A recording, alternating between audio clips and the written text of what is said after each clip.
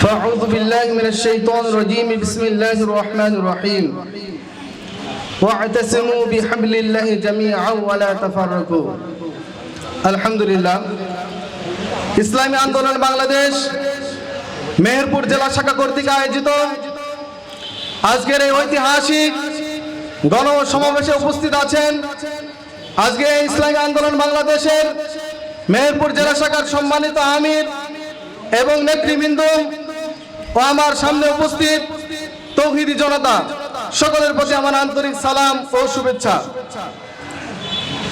সম্মানিত হাজিরিন, আপনারা জানেন বাংলাদেশটি 1971 সালে দীর্ঘ 9 মাস রক্তক্ষয়ী যুদ্ধের পরে লক্ষ মানুষের জীবনের বিনিময়ে আমরা এই দেশটিকে স্বাধীন পেয়েছি। এদেশে মানুষের উদ্দেশ্য ছিল, এদেশে মানুষের লক্ষ্য ছিল যে দেশের মানুষ শান্তি চায়, এদেশের মানুষ মুক্তি চায়। কিন্তু আমরা কি দেখেছি?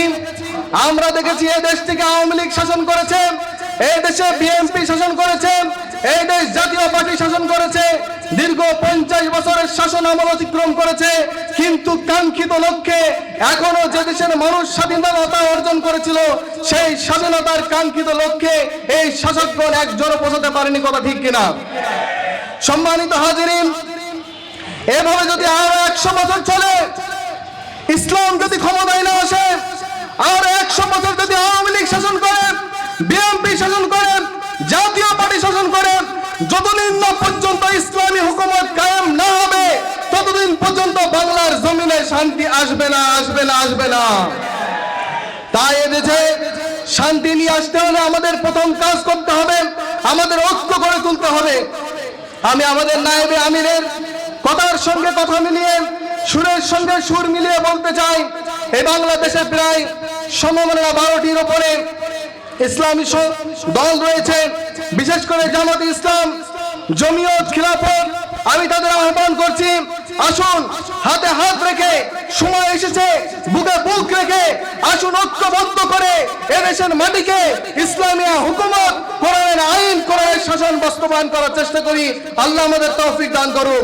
সম্মানিত হাজিরিন, আমি আজকের এই মহাসমাবেশ থেকে বর্তমান অন্তর্বর্তী সরকারের কাছে দাবি করছি, আমরা দেখেছি এই সরকারের আমলে, আওয়ামী লীগ সরকার আমলে 2009 পিলখানায় গণহত্যা চালিয়েছিল আওয়ামী লীগ। আমরা আজকের এই মহাসমাবেশ থেকে জোর দাবি চালাই যে এর বিচার করতে হবে। আমরা দেখেছি 2013 সালে হেফাজতে ইসলামের নিরীহ ঘুমন্ত মুসলমানের উপরে, ছাত্র জনতার উপরে, আলেম ওলামার উপরে এই সরকার গণহত্যা চালিয়েছিল।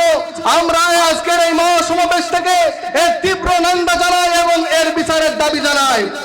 আজকের এই মহাসমাবেশ থেকে আমরা আরো দাবি জানাচ্ছি, 2024 সালে এদেশের ছাত্র জনতার উপরে, এদেশের সাধারণ মানুষের উপরে, শিশুর উপরে যে সরকার যে হত্যাকাণ্ড চালিয়েছিল, আমরা এই হত্যাকাণ্ডের দৃষ্টান্তমূলক বিচার দাবি করছি এবং হুঁশিয়ার করছি যাতে এই সরকারকে, যাতে সরকারের নিবন্ধন বাতিল করে দেওয়া হয়।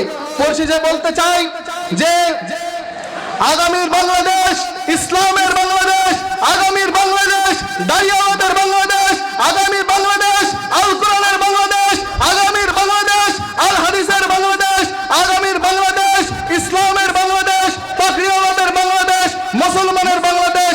আগামীর স্লোগান হবে নারায়ে তাকবীর, আল্লাহু আকবার, নারায়ে তাকবীর। আল্লাহ আমাদেরকে তৌফিক দান করুন।